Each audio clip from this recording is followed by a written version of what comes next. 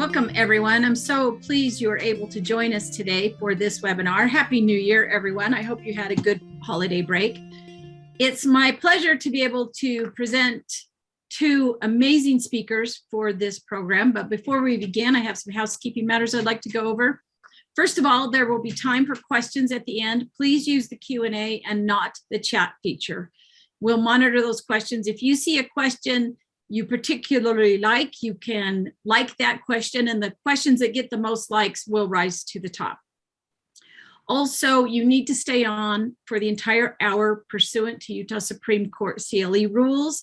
If for some reason you have to bounce off and you sign in using a different ID, like a telephone number or something, please email me at lori.nelson@law.utah.edu and let me know what your secondary sign-in ID is so I can match up the two to make sure you get credit for the entire time you're on. With that, I would like to turn the presentation over to our two speakers.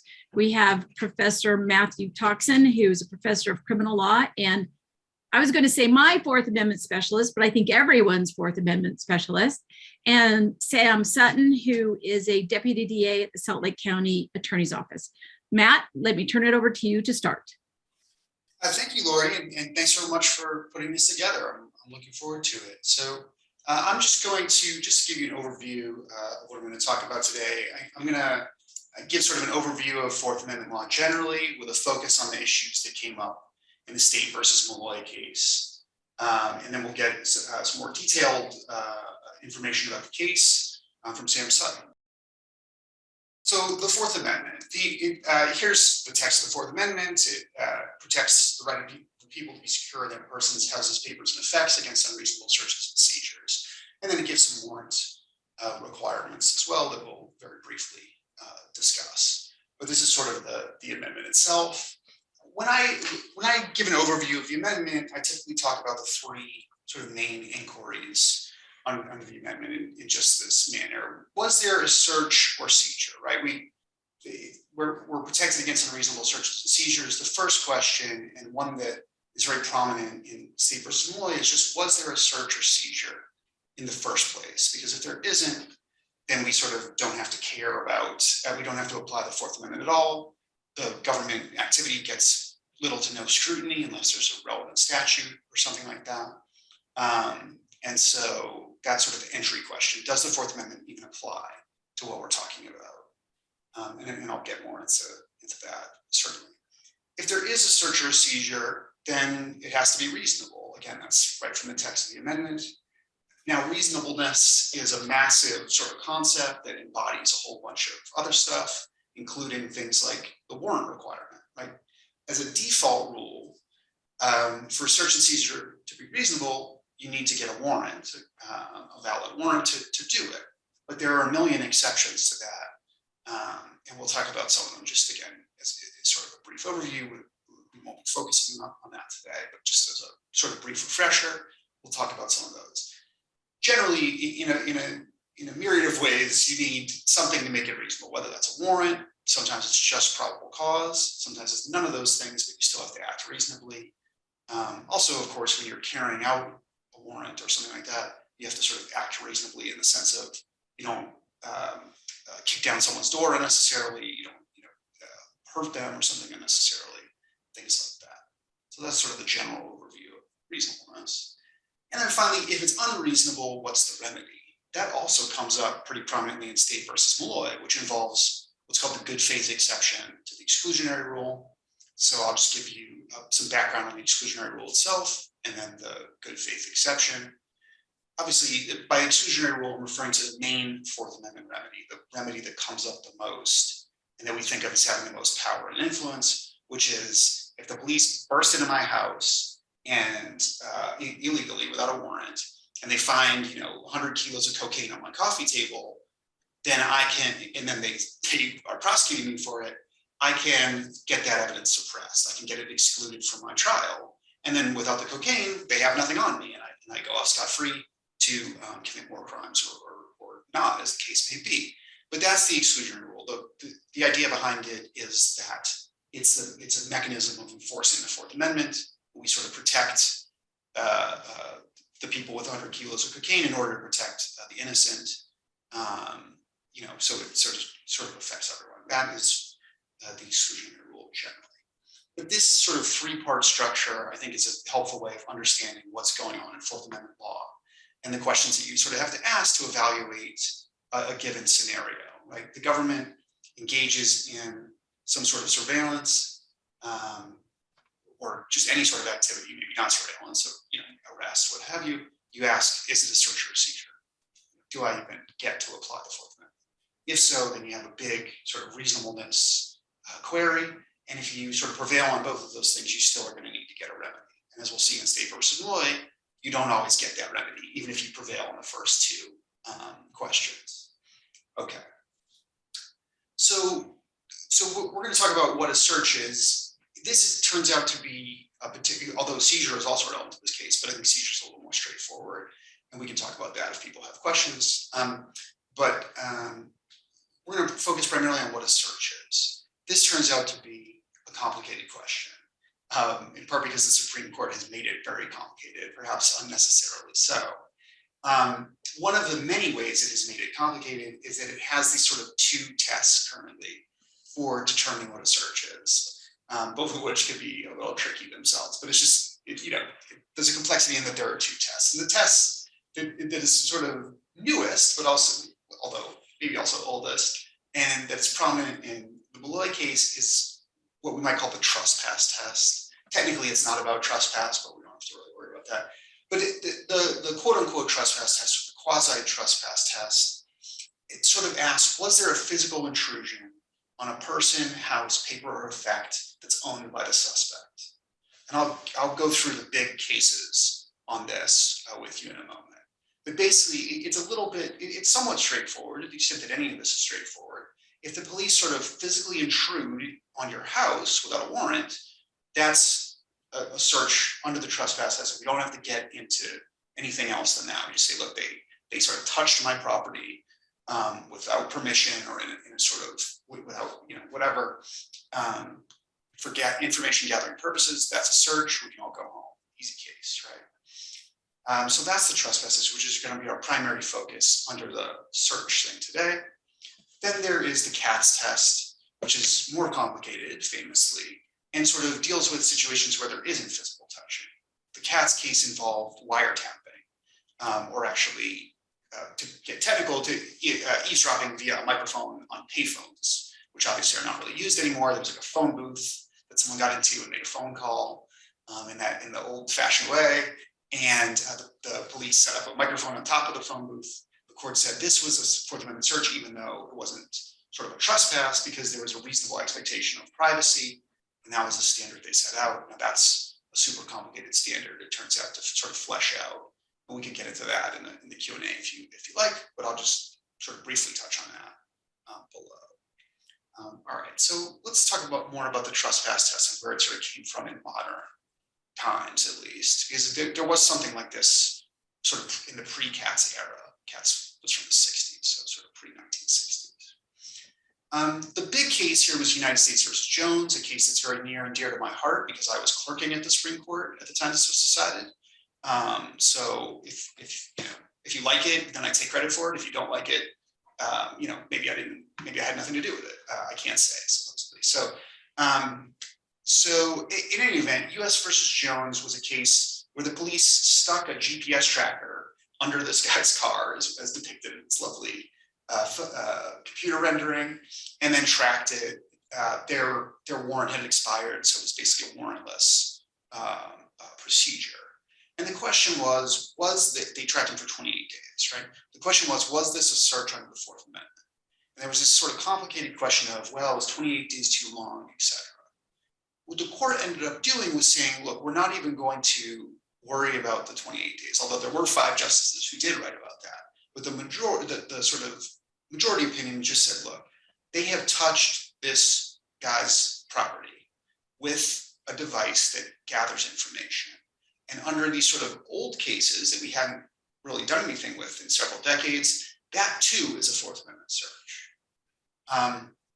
They say basically, there's this CATS test, but there's this older common law trespass test that we're also going to use. Under that, it's very obvious that this, although I shouldn't say that because it's not actually obvious, but they say it's very obvious that this would be sort of a trespass and therefore a search. You touch this guy's car for the purposes of information gathering. And if you've read State versus Malloy, you see the relevance here because that happens in State versus Malloy. They touch a car for whatever purpose.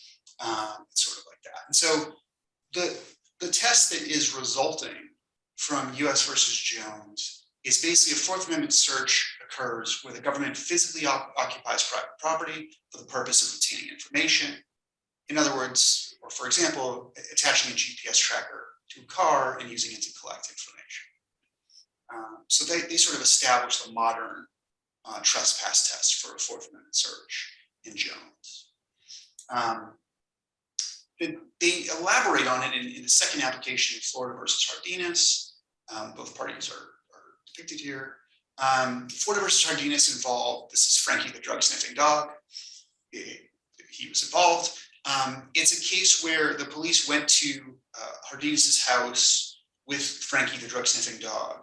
They walked him sort of back and forth along the driveway of the house here. You see it here, with sort of circular driveway.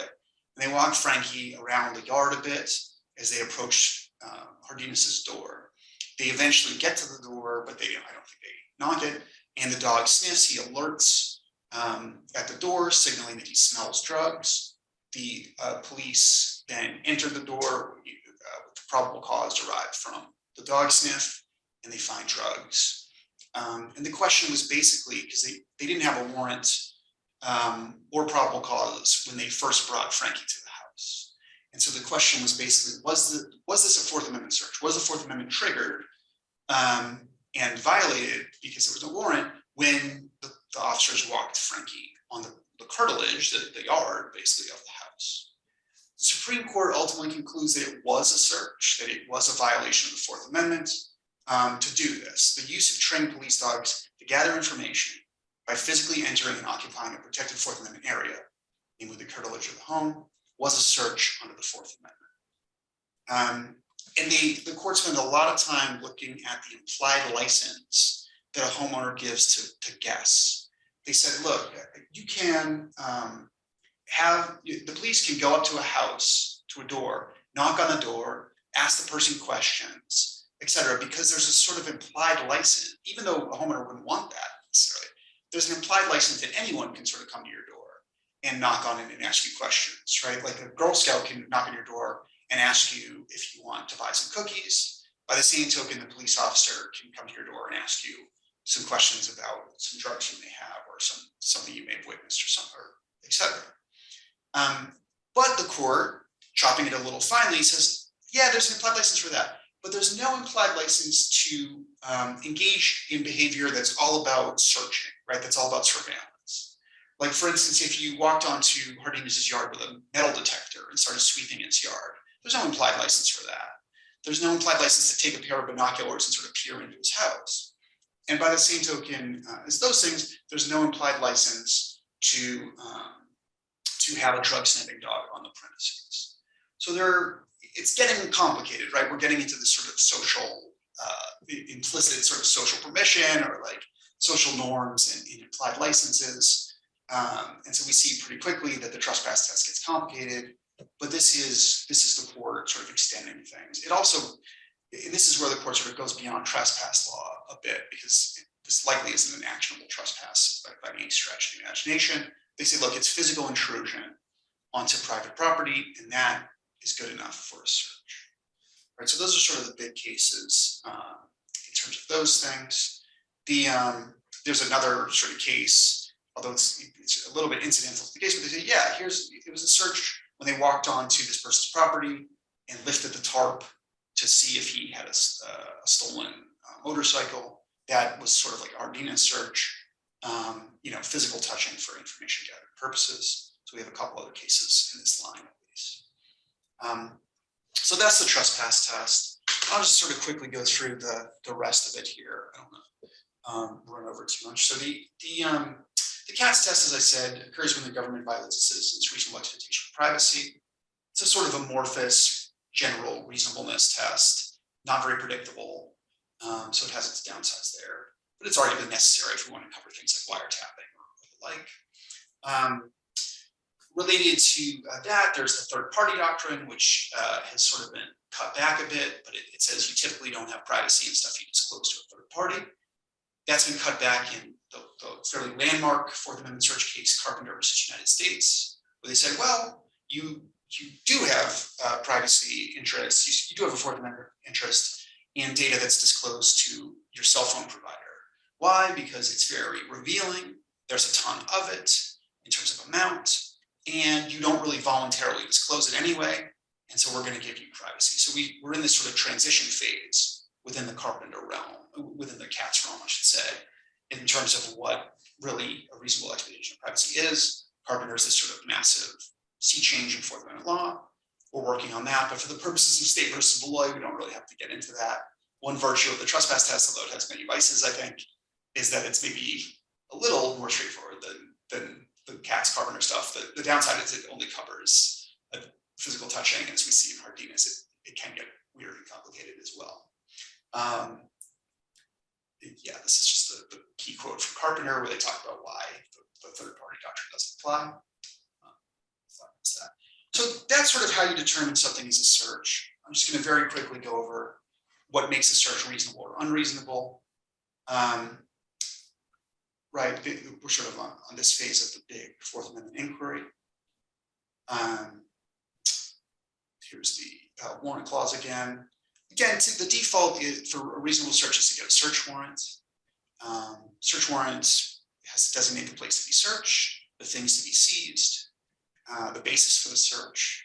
Again, to sort of keep things narrow and to make sure that there's a basis for the intrusion.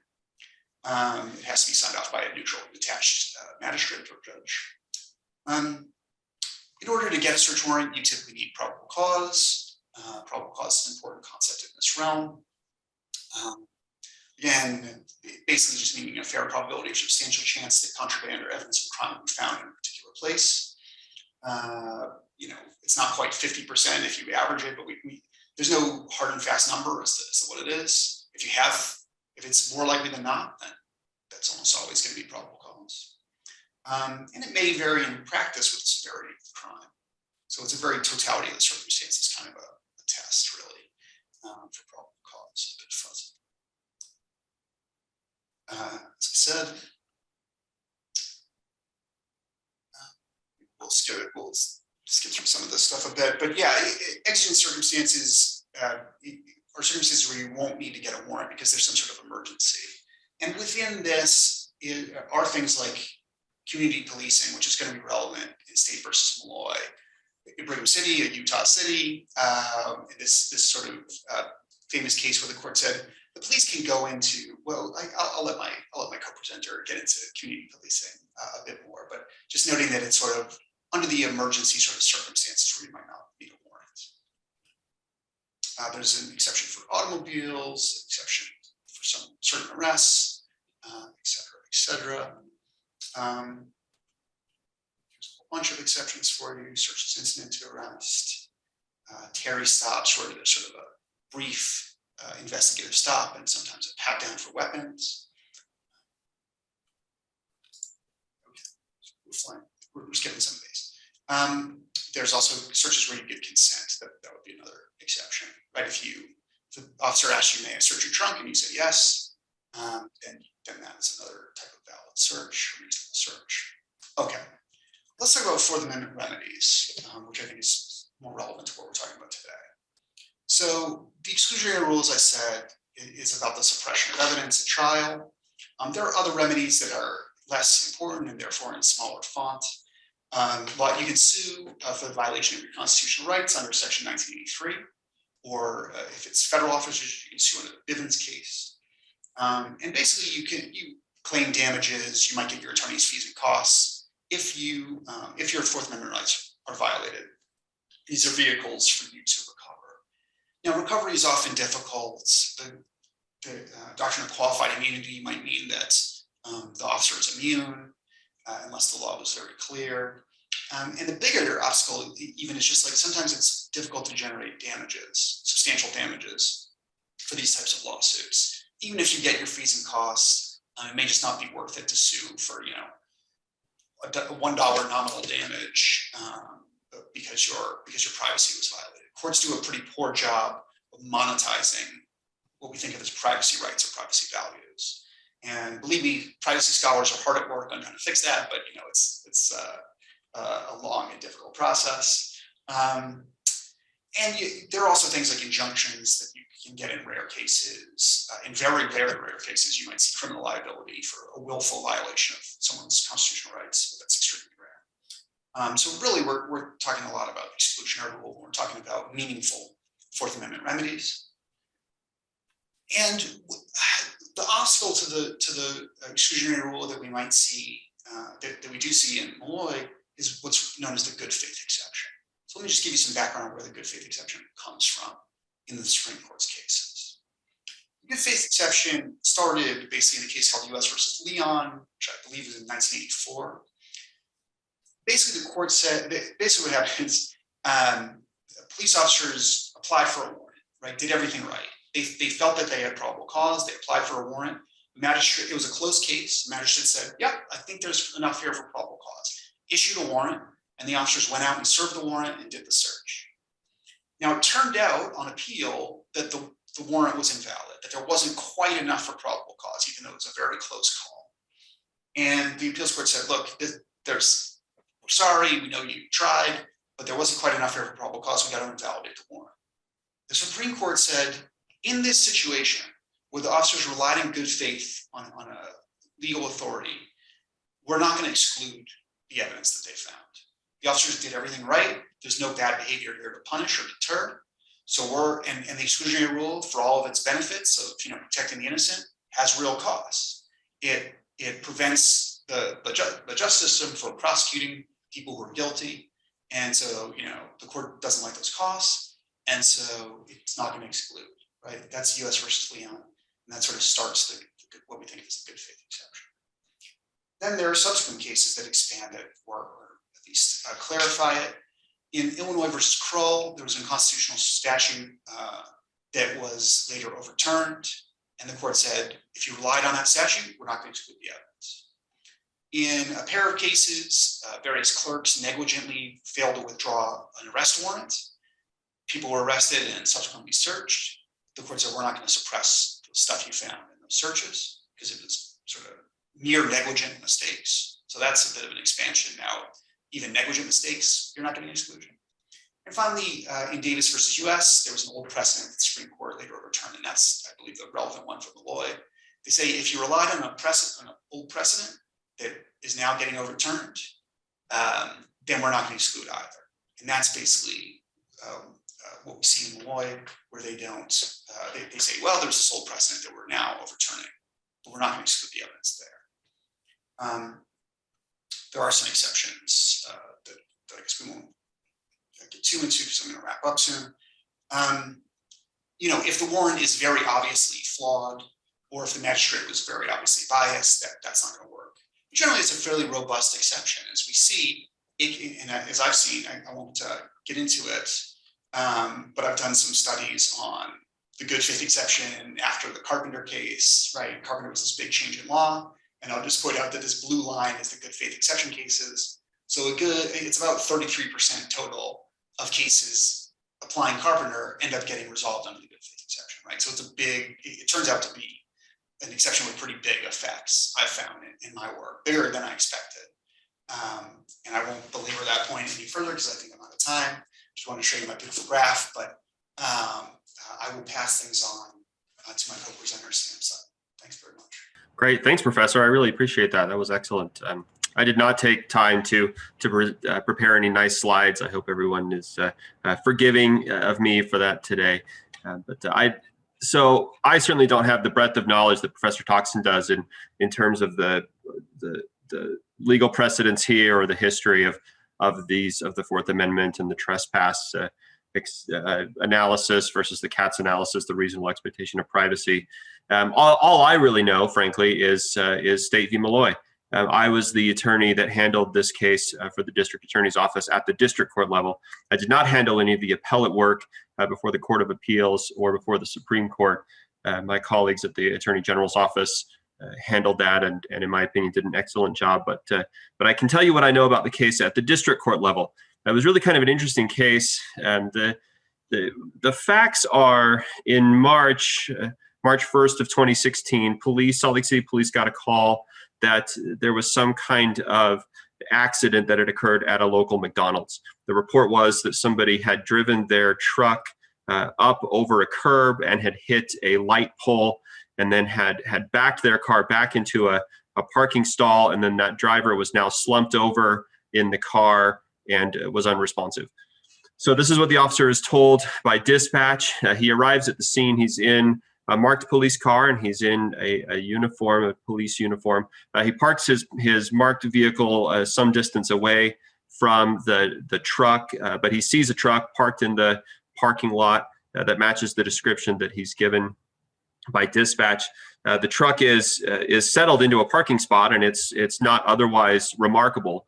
It's parked correctly in the parking spot. There's no obvious damage to the truck or to the concrete base of a cement pole, the concrete base of a light pole that is right in front of the truck. But there's a witness there, the person who called police, who approaches the officer right away and says, "That's the truck. That's the truck I just saw hit that pole. I think the driver might be dead." That's what the complainant at the scene said. So the officer walked up to the truck, and the officer was wearing a body camera, and this body camera came into evidence at the district court. So Judge Shaughnessy, the judge who had this at the district court, saw the body cam footage, and you can see in the footage that as the officer approaches the truck, there's no other occupant in the truck. There's just the driver, and the driver is sort of slumped or slouched over the steering wheel. So you can see the back of the driver's head. It's a person, of course, later identified to be Mr. Malloy, and you can see that he's kind of slouched over. So the officer walks up to the truck, and the officer just opens the car door. He doesn't knock or anything. This, of course, was a key fact that defense pointed out. My distinguished colleague, Elise Lockwood, handled that. I enjoyed working with her at the district court level on this case. That was a big fact for her for the analysis. And of course, the officer just opens the door. Mr. Malloy responds pretty quickly. As soon as the car door was opened, he sort of sits up, and he turns and he looks up at the officer, and a conversation, of course, ensues from there, and an investigation ensues from there, in part because as soon as Mr. Malloy moves and as soon as the door is opened, the officer can see drug paraphernalia on the floorboards of the car. And so at that point, the officer is investigating a potential DUI situation or possession of drugs situation. But before he opened the door, and the officer testified to this, we of course had a number of hearings at the district court level. The officer, the quote I have is he thought that Mr. Malloy was unconscious, and he wanted to check his welfare, and that's why he opened the door of the truck. The officer was, again, we have all this on body cam. He arrived at the scene, and he was told pretty immediately that this truck had been involved in an accident, and that the person might be in some kind of distress. And so he acted the way he did, and that was his testimony, is that he wanted to check on the driver of the truck, and that's why he opened the car door. It's also worth noting that during his testimony, the officer testified that his training told him that opening a car door was not a search at that time.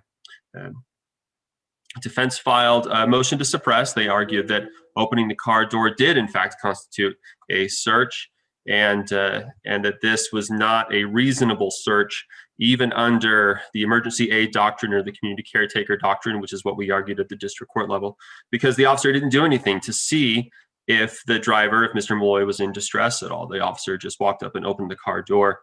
Defense's argument was that the officer should have done something more to check on the status of the driver before moving to what constituted a search, which was the opening of the car door. That commenced a search of the interior of the car. And because the officer at that point did not know for certain that Mr. Malloy was in some kind of distress, then that was a search, and an unreasonable one.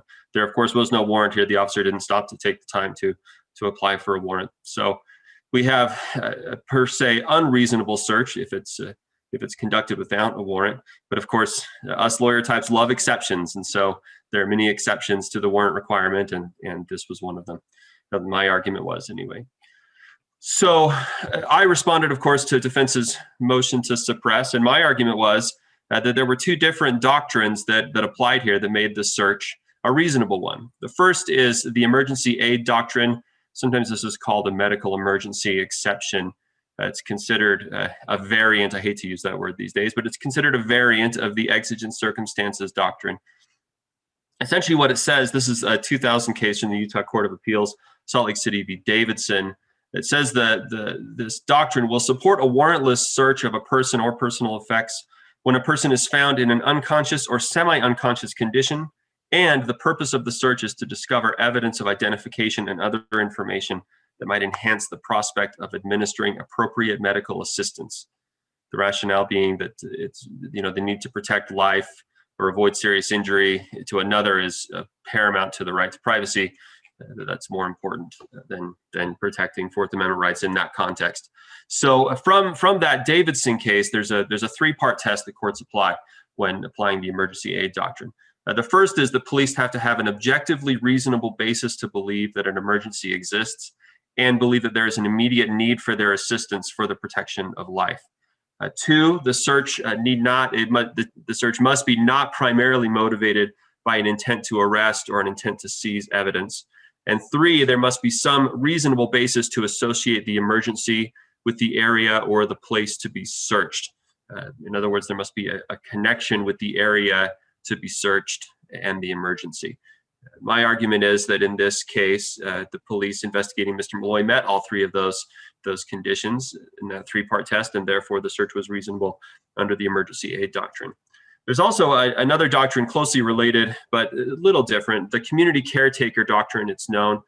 This started in a case called Katie v. Dombrowski, which is a 1973 case in the Supreme Court of the United States.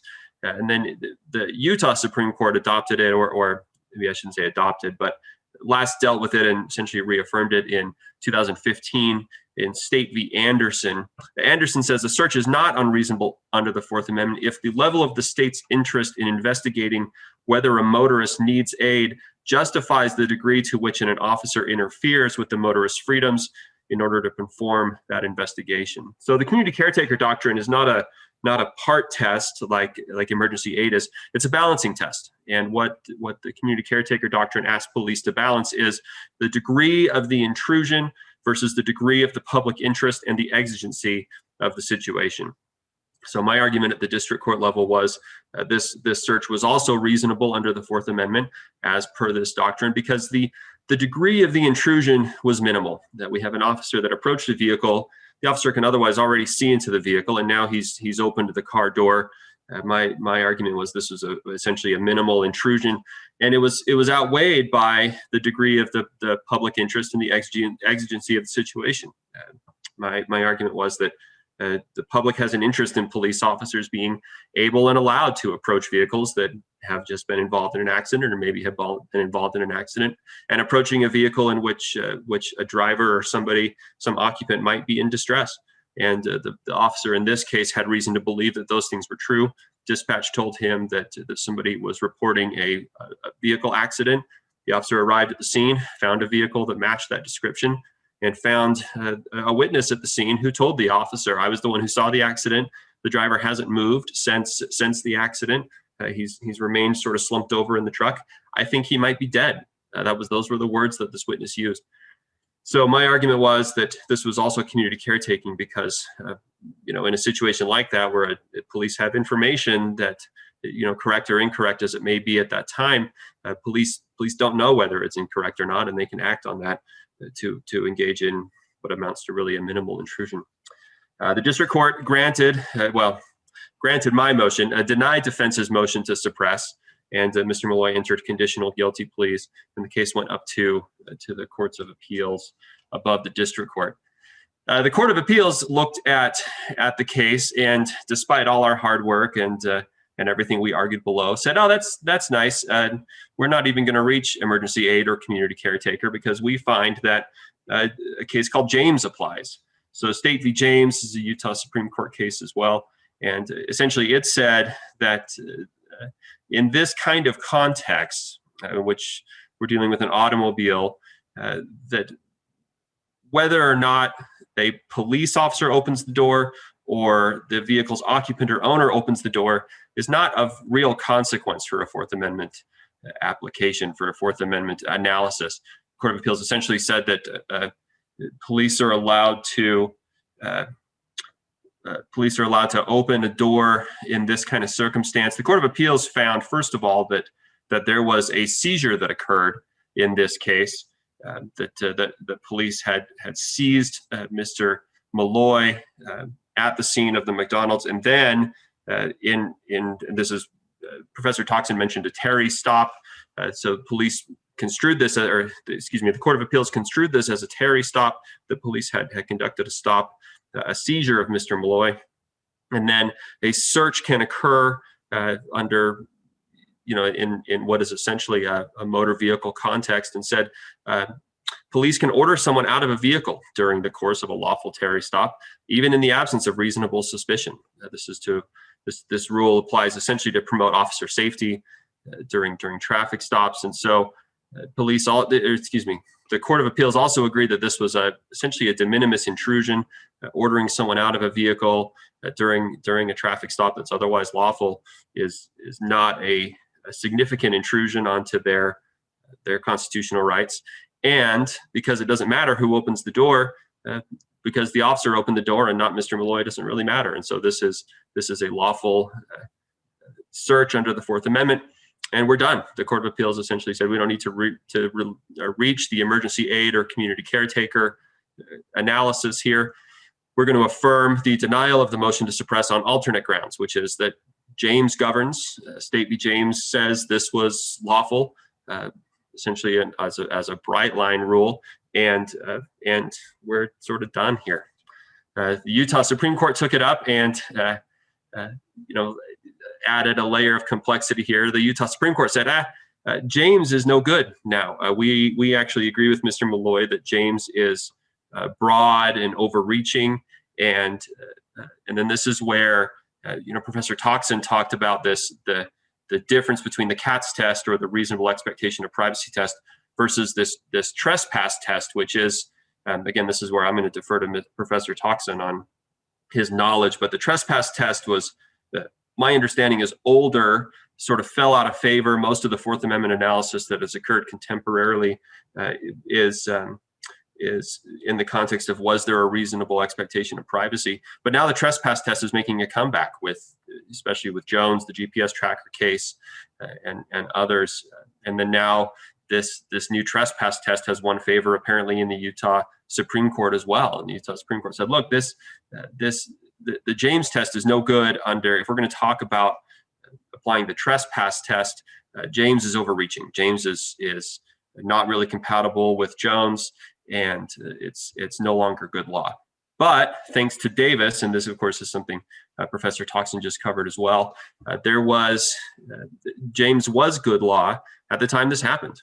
James was governing precedent in the state of Utah on March 1st of 2016, and so police acted in objectively reasonable reliance on then governing precedent. Police were allowed to open the door, and this is, again, the officer testified on the stand that his training was that opening the door of a vehicle was not a search. I didn't question the officer. I didn't even talk to him on whether this stems from James or not, or if he knows the precedent from which that training stemmed. But that was his testimony, and so the Utah Supreme Court said, "Look, James is no good. We're kicking it out." But at the time this happened, it was good, and so we're not going to apply the exclusionary rule here. This falls under still a good faith exception. And the Supreme Court pointed out, and I think this is my opinion here. I should put my little opinion tag on this, but I think that's a correct analysis, because it's important to remember the exclusionary rule. What it's designed to do is deter bad police conduct. The exclusionary rule says, look, we are going to take a pretty drastic measure, which is exclude evidence that is otherwise relevant to a case. because we don't like what the police did. And if the police act in a way that is illegal or unreasonable, we have to put some kind of sanction in place that's going to prevent them from doing that. That's what the exclusionary rule is designed to do. And the Supreme Court in Malloy pointed out that if the police were relying on good precedent at the time they acted, then they're not acting in any kind of bad way. There's not bad police conduct here to deter.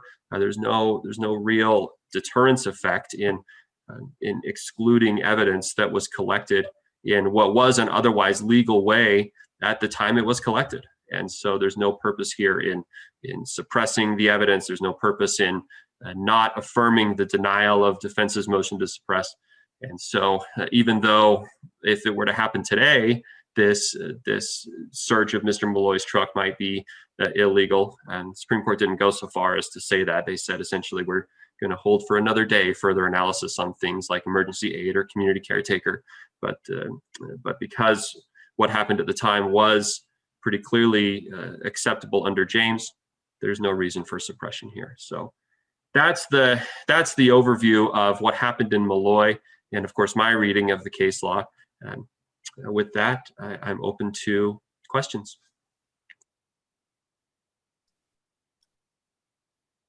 Thank you both.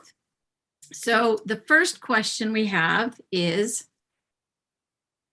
I'm interested in Professor Tokson's take on the constitutionality of searches of individuals who are incarcerated in prison. Assume that a prison guard enters the cell, quote unquote, house of an individual who is incarcerated and lifts a turntable, finding incriminating evidence on the underside of the turntable. Is the result the same as in Arizona versus Hicks? Yeah, this is interesting. So my initial reaction when I saw this in the Q&A was that, well, there's a case called Hudson versus Palmer, where the court said, under the Katz test, we're going to sort of take a very sort of normative approach and sort of policy balancing approach. We say, look, in prison, you need to be able to maintain order and detect contraband and all this stuff. And so it's okay for the prison authorities to search a cell and a locker for, without a warrant or without probable cause. You can just sort of do it as a matter of course. The interesting wrinkle would be maybe under the trespass test, there's an argument here that says, look,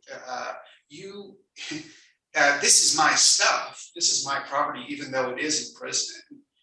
Certainly the stuff in my locker is my effects under the Fourth Amendment. You're touching them for informational purposes. Maybe that gets us to a search. I don't think that's ultimately going to get you very far, but it hasn't been tested. So I think there's a possibility that sort of thing, that argument can be made to say, look, it may not be a search under the Katz test, but under the trespass test, it is a trespass, and that you're doing it without my permission. I mean, again, I don't think it's a winning argument, but it's one that is very plausible and it could be made. So I'm interested to see how that works out. Second fact pattern, prison staff directs an individual who is incarcerated to walk through a body scanner to look for contraband. The individual who is incarcerated objects. Is that search constitutional? Does that constitute a search, walking through? I think that may be considered a search of the person. There's a case called Florence versus Board of Chosen Freeholders, I think it's called, where they basically say, look, if you're arrested, we can search you, including doing a cavity search on you. If you're arrested for anything, it doesn't have to be, it's just sort of per se reasonable. So that they're conceding that it's a search in that case, the court's concluding that it's a search because it's a search of your body, but it's perfectly reasonable, again, for similar reasons. So I think it'd be the same thing for a body scanner. They'd say, yeah, it's a search of your person and it's pretty private.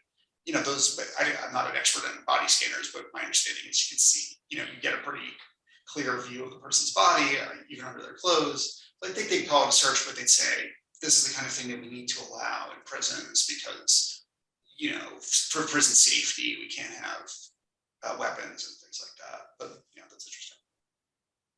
Okay, this is for both of you. Was State versus LaRocco considered in Malloy? Sam? Frankly, I don't know that it was. I'm just going to scramble here and search the documents and see, but it doesn't sound familiar to me. I don't think so. I don't think that it's not popping up in my search of the Court of Appeals decision. I don't think that either appellate court really considered Morocco, or certainly neither decision from the Court of Appeals or from the Supreme Court was based on Morocco at all. Yeah, that's my impression as well from doing the same sort of glance at the Supreme Court decision. Do you think it would have made a difference if it had been considered? I'm gonna have to defer to Professor Tokson here. Frankly, I'm not familiar with the Morocco decision. No, I'm in the same boat.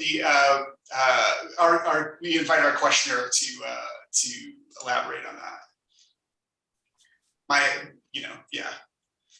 So where does Malloy take us? Where do we go from here? What's the standard now?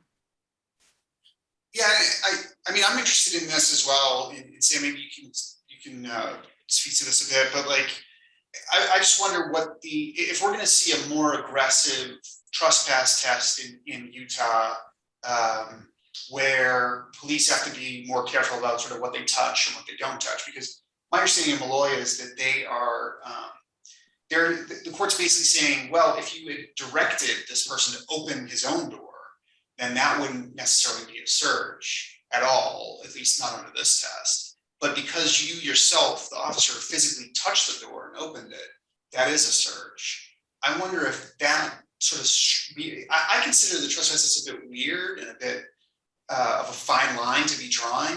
And I'm someone who's generally, I like a sort of robust CATS test, and I'm often arguing for that. But the trespass test, although I guess in theory it's sometimes protects privacy and stuff like that, I just find it a bit weird. And I'll give some examples of weird cases, but I just wonder, in Utah, is this going to make it harder for officers to do their jobs because now they have this sort of strange line to draw that's a little counterintuitive? I don't know, Sam, do you have any thoughts on that? Well, I do think it's odd because I've been at the DA's office for 8 years now. This is really the only kind of law I've ever practiced is criminal law, and really all we've ever dealt with or argued, at least at the district court level, which what we do at the district court level is not always important to what happens up on the appellate level. But we usually have argued things like reasonableness of the search and reasonable expectation of privacy. That's essentially always been our analysis, at least the analysis I've encountered in the district courts. And so for the Utah Supreme Court to be adopting this trespass test now, I think it does change things quite a bit.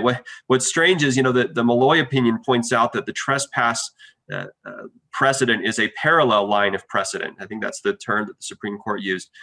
Supreme Court doesn't say we're replacing CATS or reasonable expectation of privacy with the trespass test. So I'm not really sure where this guides us or where this takes us in the future, because the court doesn't say which one they're going to prefer or in which context we should use which test or which standard.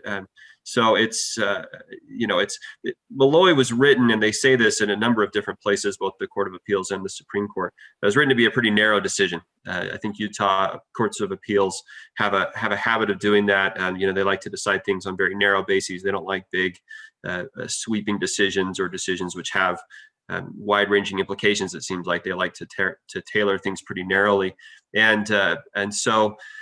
To be perfectly frank, as a practitioner, I don't think Malloy gives us a whole lot of guidance. It doesn't really help us know what the parameters are of police behavior going forward. I mean, as you can see at the district court level, both myself and again my esteemed colleague on the defense side argued something that, in fact, the defense's brief, and the Court of Appeals opinion pointed this out, defense's brief said this should be analyzed under the emergency aid doctrine. I mean, that was where defense went as well. That's where all of us went on this analysis. Court of Appeals said, none of that, we're not even going to get to any of that. We're going to decide this on an entirely different basis. And then the Supreme Court decided on essentially an entirely different basis from that. So whether is the Malloy search a good, is it a search at all? Is it a search? If it is a search, is it allowed under emergency aid or community caretaker? I don't know. The the appellate courts didn't really give us any guidance on that here. And I don't, with the trespass test now, I do think that's going to have some implications for police behavior. It's going to have to. There are a lot of circumstances where police search something or seize something, and it's found to be upheld, or it's found to be, at least we practitioners argue that it's lawful because there was not a reasonable expectation of privacy in the thing or the place that was searched. But now, if we're talking about property, and as long as there's a trespass on property, then maybe the Fourth Amendment is implicated. Then what does that mean? I mean, the first example that comes to my mind are things like trash pickups. Police departments routinely go and if they're watching a house, or they have surveillance on a house, they suspect illegal activity, they go and they'll grab a bag of trash from that house, or a few bags of trash from that house. They'll get the local rubbish lorry, I guess, to separate the bags they grab from that house, and then the police will intercept those. And we often argue, and it's been upheld in Utah case law, that is not a search, because once you throw something in the trash, you don't have a reasonable expectation of privacy in that anymore. But is that still your property? Is that a trespass? The police are touching property that was or used to belong to a suspect. I don't know what the implications are there. And frankly, this is where the Malloy decision, even though technically my side won the case and the guilty plea stood, I'm not super stoked about the Malloy decision, just because I wish it would give us a little more guidance on these kind of things. As a practitioner, nothing that we argued, nothing that we pointed out at the district court level was really resolved at all. There's not a lot of future guidance there. I think this is obviously a very long and lawyerly way of saying I don't know what the implications are for the future. Well, go ahead, Laura. Yeah, well, this next question sort of touches on all those things that you said, Sam, and that is, the Supreme Court did not decide whether the opening of the door was a search. If it was a search, you have the community caretaking exception, and you have the other exception. So, Professor Matt, would you agree that this constituted a search? And if it was a search, what are the arguments that it was not a search?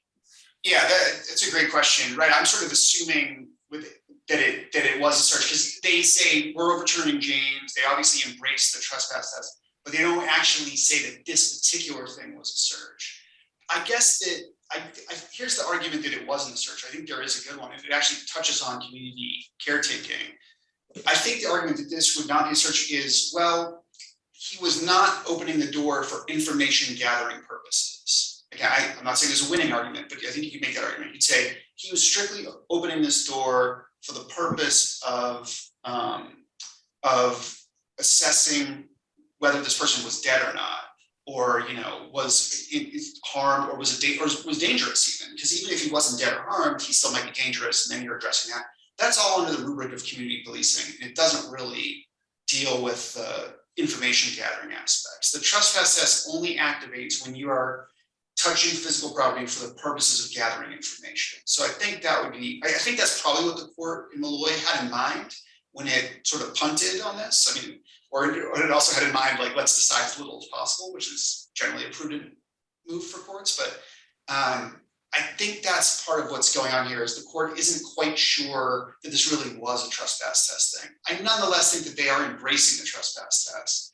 So, I think we're going to see it going forward. But yeah, as Sam points out, some of the tricky line drawing stuff we have seen in other jurisdictions, these trash cases being argued, and certainly, there's a fairly prominent case note that a student wrote that's really brilliant about, under the trespass test, it seems like if you go onto someone's yard and pick up their trash that way, that's a search. But if you wait for the trash service, then it's not a search, under the sort of precedents that Sam was talking about. So it's, again, we're trying create these very fine lines that maybe are really counterintuitive or just arbitrary in some ways. So, my favorite example of the arbitrariness of this trespass test sometimes is, if you find a key lying on the ground and it's a remote key fob, you can click it and see which car it goes to. You find this key at a murder scene, and then you click it in a parking lot and find a murderer's car. Not a search, at least under our current precedents. If you find a physical key and you touch it in the door and turn it, that's probably a search now under the trespass test. So it's, yeah, I mean, now all these things might not be a huge deal because courts are probably more likely to say, yeah, but it was a reasonable search. But I don't know. If I were a police officer, I wouldn't be that thrilled about this physical touching test, especially in the context of like of our technological age, when like a lot of things, some things get touched and some things don't. You know, there was a case where officers were chalking people, parking enforcement officers were chalking people's tires, because then if the chalk moves, you can see that someone moved, and if it doesn't move after 2 hours, will you ticket them? So the court said, well, gosh, that's a search under the trespass test. You can't touch people's tires with chalk. So one thing the officers could do is, okay, great, we're going to set up these surveillance cameras and surveil everyone's car and see where their license plate goes. That's not really a win for privacy. Now, you know, they were chalking my tires before, I didn't care. Now they're videotaping me everywhere I go. Is that really a win for privacy? So these are some of the reasons why the trespass test concerns me a bit. I'll stop blabbing there in case Sam wants to chatter if we want to take this last question here. Based on the witness and extended immobility of the driver, wasn't there probable cause to cite the driver for DUI and examine the driver for evidence of intoxication, justifying opening the door? Sam? I mean, my initial thought is no, probably not. I don't think there's quite enough there for probable cause of DUI or that a crime had been committed. I mean, what the officer knew was that there had been a traffic accident, that somebody's car had jumped a curb and then hit a concrete light post, and then the vehicle had settled back in a parking spot, and now the driver was slumped over. I think we can think of any number of other explanations for that other than intoxication of some kind. That could easily happen in just about any other scenario where the driver is sober or where there's otherwise not a crime occurring. So if that fact pattern came to me and defense had filed a motion to suppress on that, and the officer had was investigating a DUI or has seized someone and had applied for, say for example, somebody had applied for a search warrant for the drawing of blood based on that fact pattern alone. A car jumped a curb, hit a concrete light post, settled in place, and now the driver's unconscious. I found the driver unconscious, so I want to take his blood for a drug analysis. I would feel uncomfortable with that. I don't think I would sign off on that search warrant. I wouldn't expect a judge to sign off on it either. I don't think there's quite probable cause there. And so then, of course, the same analysis, is there PC for a search there? I would think that there's probably not. I would expect the police to engage in a little more investigation there before they can say, I'm investigating a DUI. So, I think the police have to have a little more. I think under any circumstance, the officer needed to interact with Mr. Malloy in one way or another to either decide whether there was some potential criminal activity afoot or decide whether he was in need of some kind of aid or something. I think in any case, the officer couldn't do anything more without interacting with Malloy first. So would we have gotten the same result if he'd knocked on the window? Because he's still touching the car. I guess that's not information gathering. I guess that's just like waking someone up. So I guess that's okay. Well, to be perfectly frank, I don't think this case would have happened at all if he had knocked on the window, because that was really the key fact for defense at the district court level, is that the officer just walked up and just opened the door. If had he knocked on the window and Mr. Malloy had not been responsive, then at that point, you've clearly got very, very possibly an unconscious or at least semi-conscious person in a vehicle. Emergency aid doctrine very clearly kicks in at that point, in my estimation. I don't really see how there's a way to justify anything else. If police find somebody unconscious in a car, knock on the window, that person is not responsive. I think both community caretaking and emergency aid would dictate that the police need to act in that circumstance. The fact that he didn't knock on the window is I think what led defense to file their original motion to suppress and what gave rise to this whole stem of cases. Okay. Well, we're out of time. Thank you both so much. I read this decision and I kind of went, what? So I appreciate the explanation, and I appreciate you agreeing to participate, especially this soon after the break. And thank all of you who joined us, and I hope to see you at a future webinar.